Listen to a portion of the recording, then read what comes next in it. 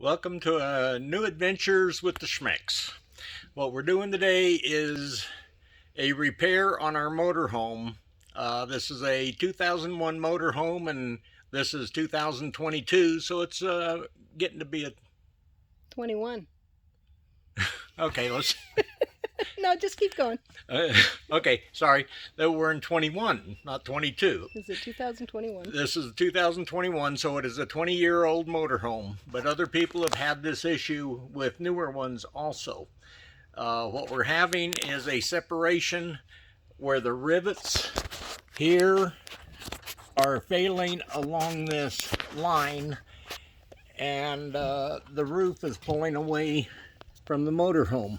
And you can see by where I can stick my finger under here, and somehow you got to pull this thing back together. There has been numerous attempts on different ways of doing this. What I came up with here was a thing called a Cleco. It is an aircraft tool for riveting tools. Spell it. C-L-I-C-O. And this here acts as the bulb of the rivet. So when you insert that into the hole, then you take this wing nut and you screw it down, and it acts as, when you pull the rivet, the bulb it will make here. And this here is one that's been inserted, and you cannot pull that thing out. It's in there, so when it goes in, it pulls the two together.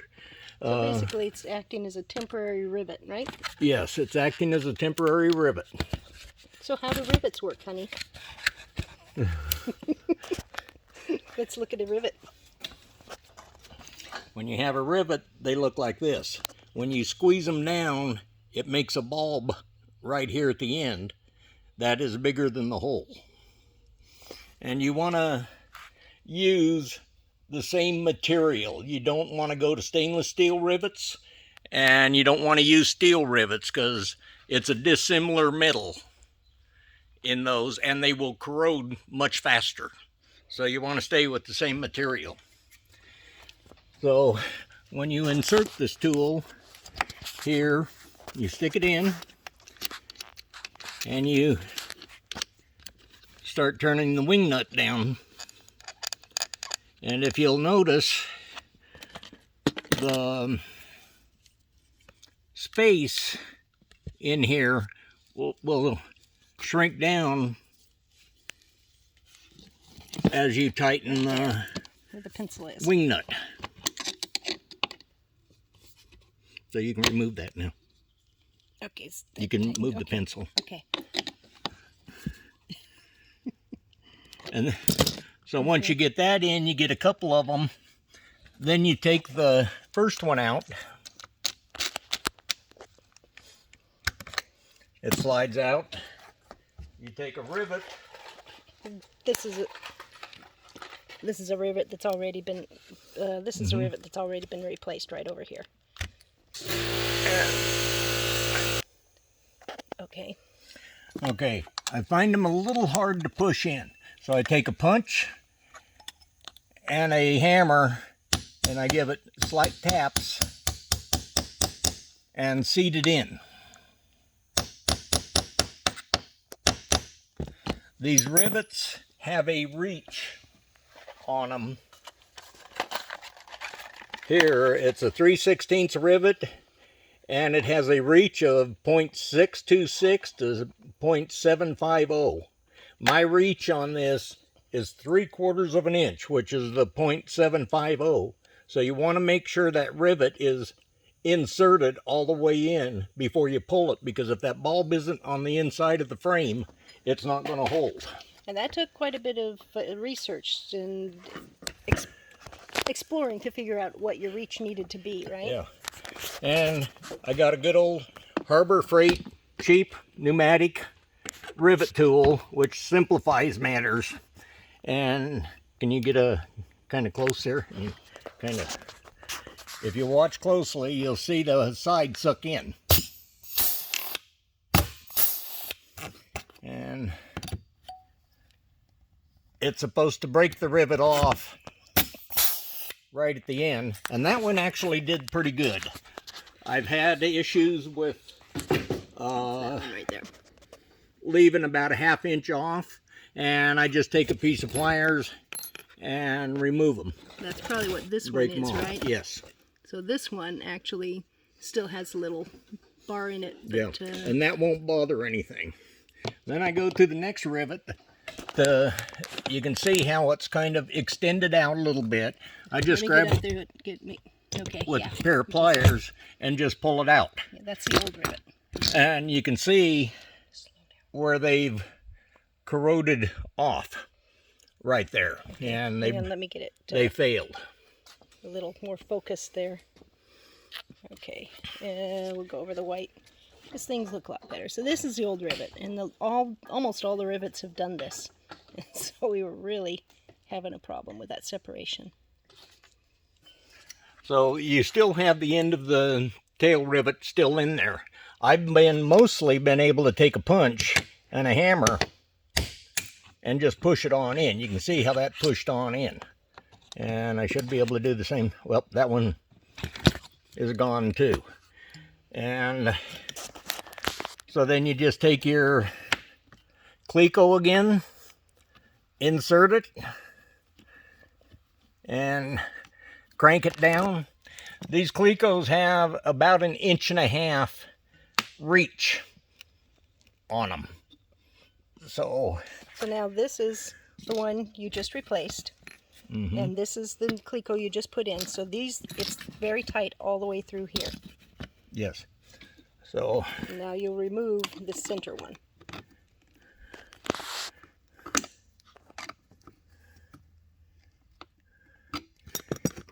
and you can see how it brings the two pieces together. You have to get under there, honey.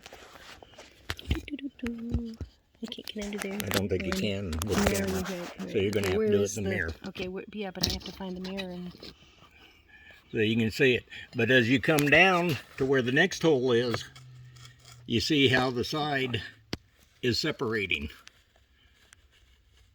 through there. Okay. So then you just, again, remove the Cleco.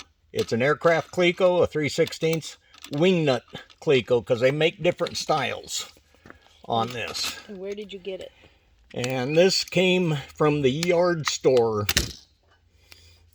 It's a company called the Yard Store. Yeah, the company is called the Yard Store. And you can see how that's in. And again, when I put it back in, it'll go right up between those. Suck it in. And then you keep working your way down. You also want to make sure all the sealant is removed from underneath there, and that there's no silicone or sealant that's up underneath it that will prevent it from squeezing down. So you want to get that as clean as you can. And that in itself is a fair amount of work. I've been taking a razor blade, and most of this I've already gotten, and you just work your way underneath it and clean it up. And then take your... Slow down. Okay. And then take your inspection mirror and look up. Gotta wait till I find the inspection mirror, honey. Okay. Okay, go ahead. And look up underneath and make sure that there is no sealant left up under there, or make sure that there is nothing